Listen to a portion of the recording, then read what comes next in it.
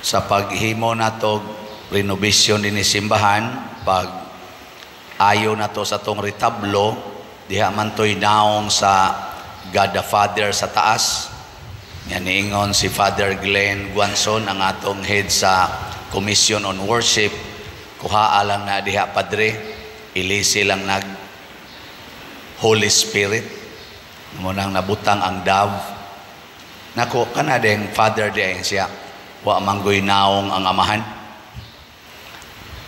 Wa may naong ang amahan kay wa man siya magpakita siyang naong, tingog ray iyang gipabati pero naong wa. Mo nang niingon si Felipe, Lord, ipakita lang namo ang amahan og igo na kana kanamo.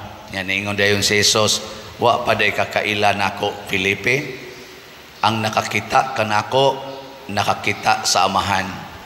Ang mudawat nako nidawat sa amahan. Ako anaa sa amahan, ang amahan ania kanako. Ninduta no? Mo day nga magbantay ta aning atong devotion sa God the Father, kay usahay na emphasize ang God the Father. Nalimot na lang sa noon ta nga ang ato ding devotion ni Jesus mao na din na ang ato sang pagdebosyon sa amahan. Ang atong pagpasidungog ni Jesus automatic di ay gipasidunggan nato ang amahan. Kay matod pa ni Jesus, wa gyud ko nagbuhat sa akong kaugalingon, ang amahan nga ni anako maoy nagbuhat niini. Sige lingi ay mon tupad. Ina nakakita nakasnaong sa amahan.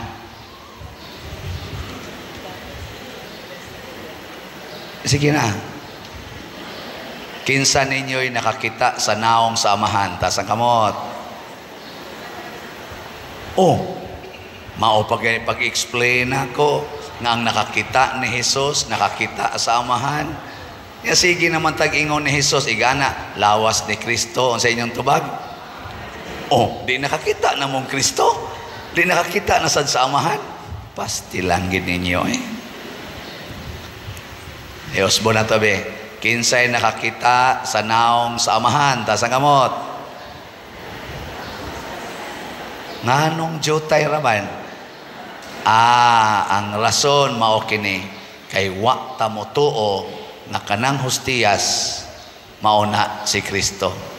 Nga kanang atong gihimo nga image sa crucified Christ mao nay naong sa Ginoo.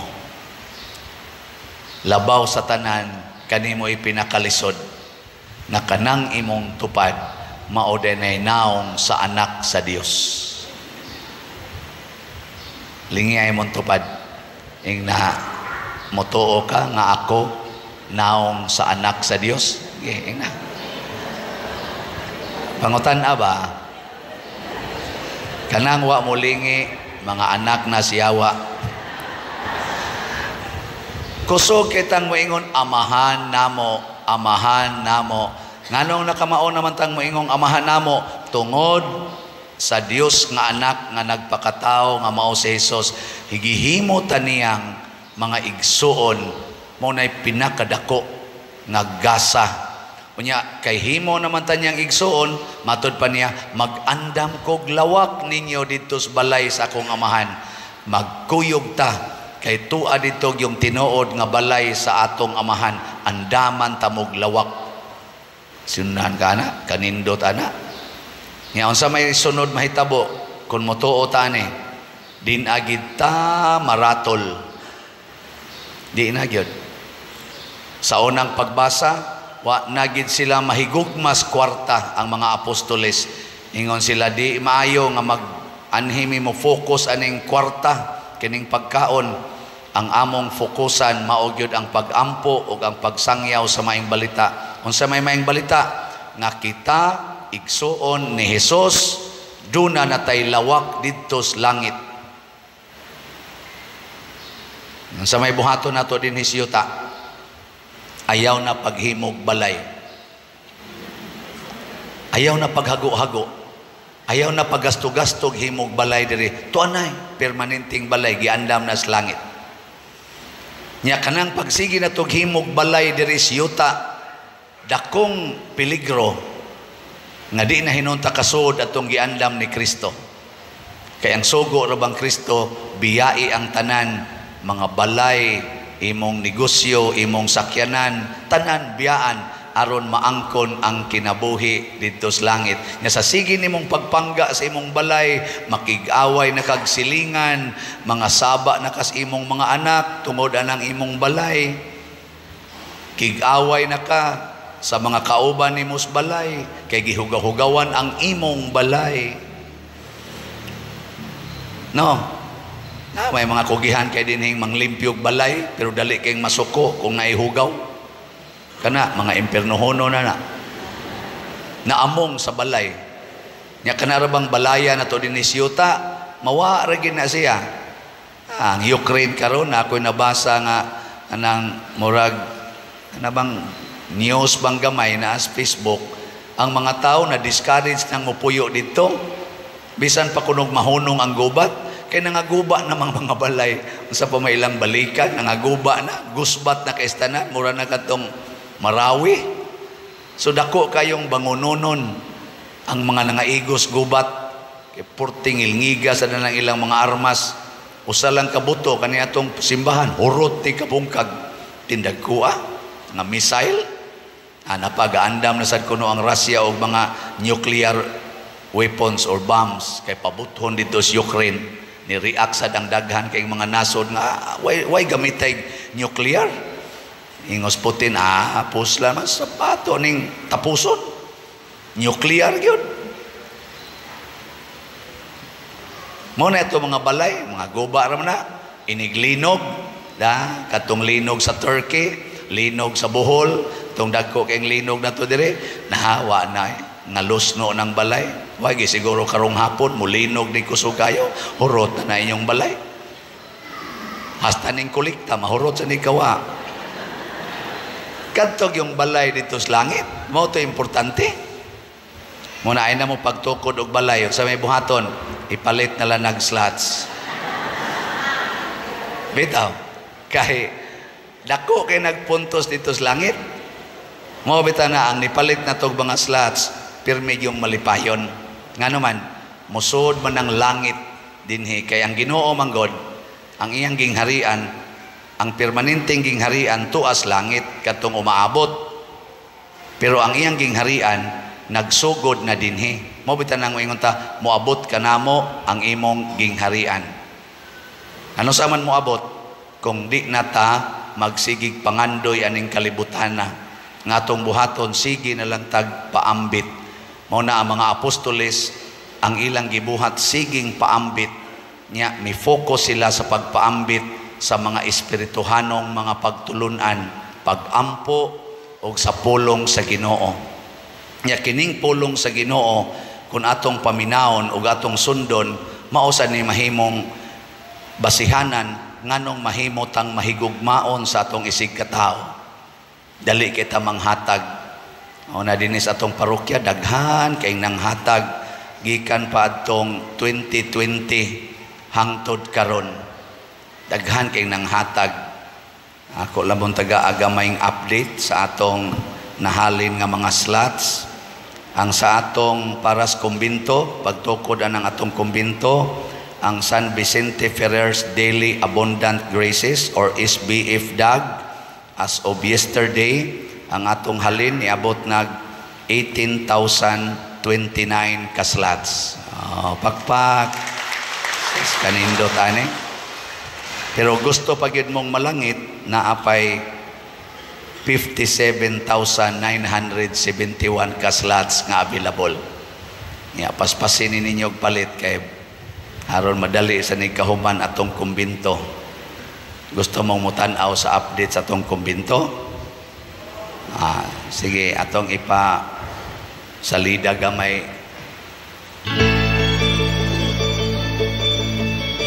Mana ninyo maligli na naluyo.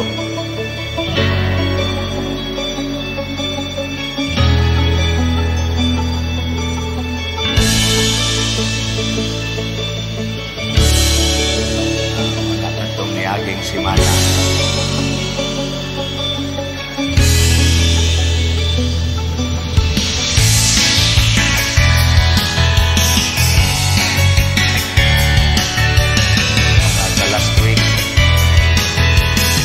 Saka na ang mga beams para nasa second floor.